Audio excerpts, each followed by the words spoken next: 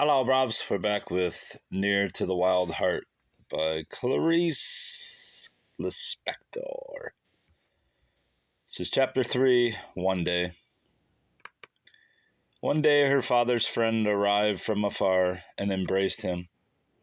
When they sat down to dinner, Joanna, bewildered and contrite, saw a naked yellow chicken lying on the table. Her father and the man were drinking wine, and the man kept saying from time to time, "I just can't believe you got yourself a daughter." Turning to Joanna with a smile, her father said, "I bought her in the shop on the corner."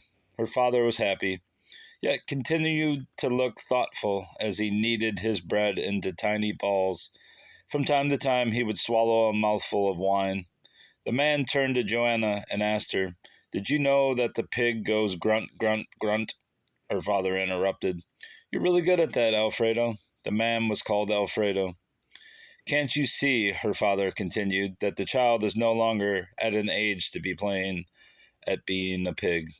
They both laughed and Joanna joined in. Her father gave her another chicken wing, and she went on eating without any bread. "How does it feel to have a little daughter?" the man asked, still chewing. Her father wiped his mouth with his napkin, leaned his head sideways, and replied, smiling, "At times it's like holding a warm egg in my hand. Sometimes I feel nothing, a total loss of memory. Now and then I'm aware of having a child of my own, my very own." "Missy, missy, bissy, lissy," the man sang, looking toward Joanna. "What are you going to be when you grow up and become a young lady, and all the rest of it?" "As for all the rest of it, she doesn't have the faintest idea, my dear fellow," her father declared. "But if she won't get annoyed with me, I'll tell you what she wants to be. She has told me that when she grows up, she's going to be a hero." The man laughed and laughed and laughed. Suddenly he stopped, held Joanna by the chin, and as long as he remained there holding it, she couldn't chew her food. "Surely you're not going to cry because your daddy has told me your secret, little one." Then they began to discuss things that must have happened before she was born. At times, they were not even the kind of thing that happens, but just words, also before she was born. 1,000 times she would have preferred there to be rain because it would be so much easier to sleep without being frightened of the dark. The two men went to get their hats before going out. Then she got up and tugged at her father's jacket. "Stay a little longer." The two men looked at each other, and for a second she couldn't be certain whether they would stay or go. But when her father and his friend put on a serious expression, then laughed together, she knew that they would stay. At least until she was sleepy enough not to lie down without hearing rain, without hearing people, or to be thinking of the rest of the house, dark, empty, and silent.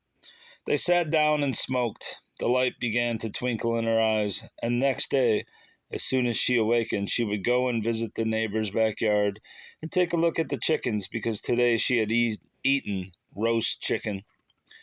"I couldn't forget her," her father was saying. "Not that I spent all my time thinking of her. Now and then a thought, like some memory to muse upon much later. Later it came, but I was unable to give it serious consideration. There was only the slight pang, without any pain, an barely outlined, a moment of reflection, and then gone from my mind. She was called," he glanced at Joanna, "she was called Elsa. I even remember saying to her, 'The name Elsa makes me think of an empty sack.'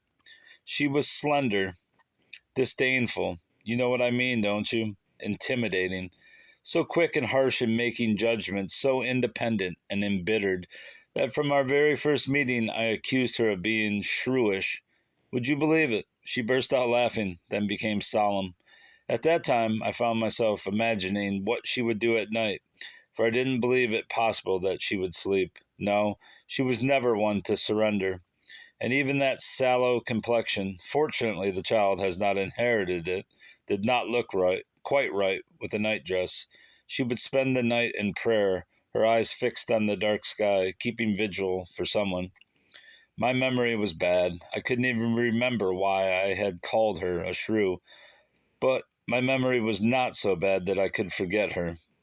I could still see her striding along the beach, her expression sullen and remote. The oddest thing of all, Alfredo, is that there couldn't have been any beach. Yet that vision persisted and defied any explanation.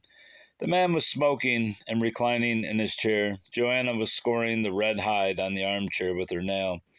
I woke up early one morning with a fever. I can almost still feel my tongue inside my mouth, hot, dry, as rough as a rag. You know how I hate suffering. I'd rather sell my soul. Then I found myself thinking about her. Incredible. I was already 32, unless I'm mistaken. I'd met her briefly at the age of 20. And in a moment of anguish from among so many friends, even you, for I didn't know where you were, at that moment I thought of her. She was the devil. His friend laughed. Yes, she is the devil.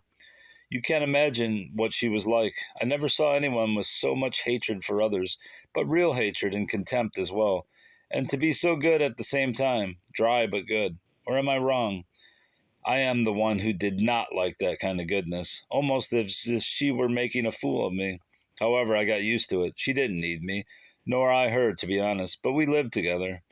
What I should still like to know, would give anything to know, is what was on her mind all the time. You would find me, as you now see me and know me, the greatest fool compared to her, so you can imagine the impression she made on the few miserable relatives I possess. It was as if I had brought into their rosy and ample bosom. Do you remember, Alfredo? They both laughed. It was as if I had brought in some contagious virus, a heretic. I don't know what. Who can tell? But even I prefer that this little one shouldn't take after her, or after me, for God's sake. Fortunately, I have the impression that Joanna will go her own way. And then, the man rejoined, then, nothing. She died as soon as possible. Later, the man said, look, your daughter is almost asleep.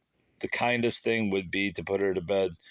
But she was not sleeping. She only had to half close her eyes and let her head droop to one side, and it was almost as good as if it were raining, with everything gently merging, so that when she finally got into bed and pulled the sheet over her, she would be more accustomed to sleep, wouldn't feel the darkness weighing on her bosom, especially now that she was frightened of Elsa. But one cannot be frightened of one's own mother. A mother was like a father.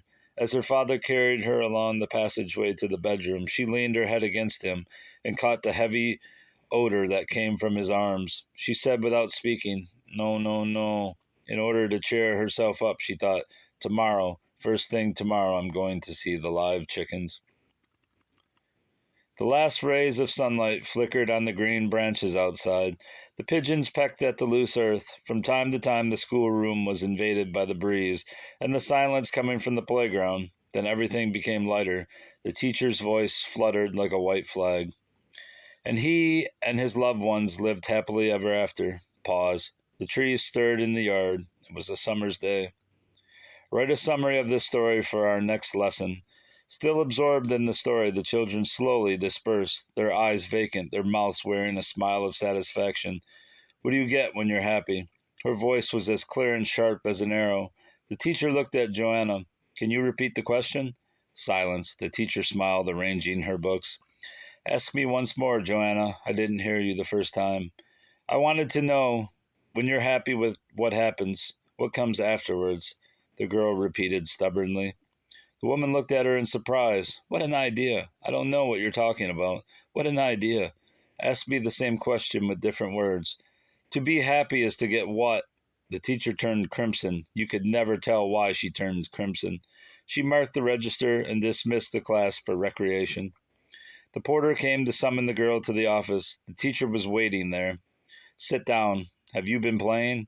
Just a little. What do you want to be when you grow up? I don't know. Well, listen, I've also had an idea, she reddened. Take a piece of paper, write down the question you asked me today, and hold on to it.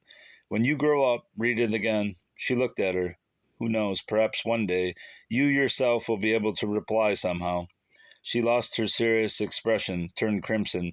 Or perhaps this isn't important, and at least you will enjoy yourself with... No.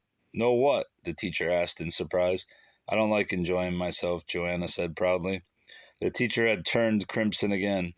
Very well, off you go and play. As Joanna made a dash for the door, the teacher called her back. by now flushed to the neck, her eyes lowered, rummaging through the papers on her desk. Don't you find it strange? Odd that I should ask you to write down a question and hold on to it? No, she replied, and returned to the playground. And that's chapter 3. Short and, I wouldn't say sweet, but at least saccharine.